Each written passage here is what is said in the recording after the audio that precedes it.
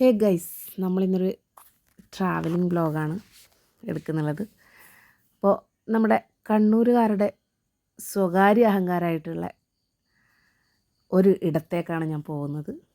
അപ്പോൾ ആർക്കെങ്കിലും മനസ്സിലോട്ട് കടന്നു വന്നിട്ടുണ്ടെങ്കിൽ ഒന്ന് കമൻറ്റ് ചെയ്യണേ. അപ്പോൾ അങ്ങനെ നമ്മൾ രാവിലെ ഇവിടെ നിന്ന് ഇറങ്ങി. അപ്പോൾ ഈ ഒരു പ്ലേസൊക്കെ കാണുമ്പം ഏതാണ്ട് കാര്യങ്ങൾ മനസ്സിലായിട്ടുണ്ടാകുമെന്ന് വിചാരിക്കുന്നു. കുറേ നാളുകൾക്ക് ശേഷമാണ് ഞങ്ങൾ പോകുന്നുള്ളത്.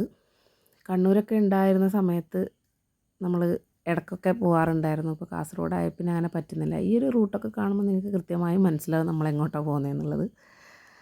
അപ്പോൾ എന്തായാലും അങ്ങനെ നമ്മൾ ഒരു 11 മണിയാകുമ്പോഴത്തേനും അവിടെ എത്തി. അതെ, നമ്മുടെ പറശ്ശിനിക്കടവ്.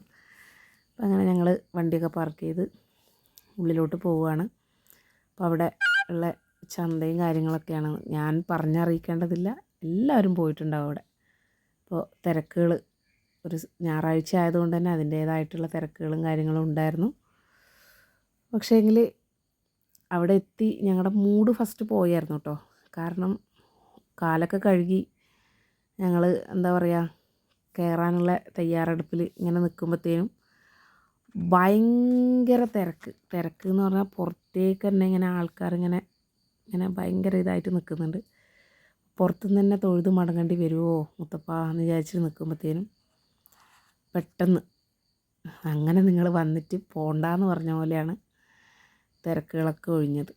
അങ്ങനെ ഞങ്ങൾ വേഗം ദർശനമൊക്കെ കഴിഞ്ഞ് നമ്മുടെ മുത്തപ്പൻ്റെ മുമ്പിൽ നിന്നൊരു ഫോട്ടോ ഒക്കെ പിടിച്ച് പിന്നെ നേരെ ചായ കുടിക്കാൻ വേണ്ടി പോയി.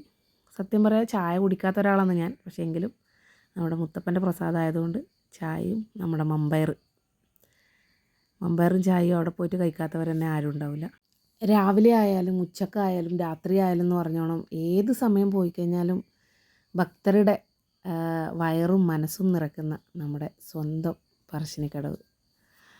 അപ്പോൾ ഉച്ചക്കത്തെ ഭക്ഷണത്തിനൊന്നും ഞങ്ങൾ നിന്നില്ല. കാരണം പിന്നെ ഒരുപാട് തിരക്കായിരുന്നു. ഒന്നാമത് കൊട്ടിയൂർ വൈശാഖ മഹോത്സവമൊക്കെ ആയതുകൊണ്ട് തന്നെ നമ്മുടെ ഭക്തരൊക്കെ ഈ ഇപ്പോൾ പാക്കേജ് അനുസരിച്ചിട്ടൊക്കെയല്ലേ യാത്ര. അപ്പോൾ അതുകൊണ്ട് അങ്ങനെ അമ്പലത്തിലൊക്കെ ഒരുപാട് തിരക്കായിരുന്നു.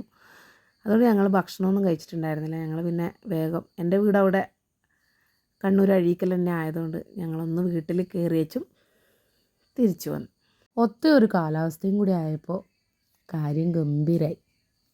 അപ്പോൾ ഇത്രയൊക്കെയുള്ളൂ. അടുത്ത വീഡിയോയിൽ വരുന്നത് വരേക്കും ബൈ.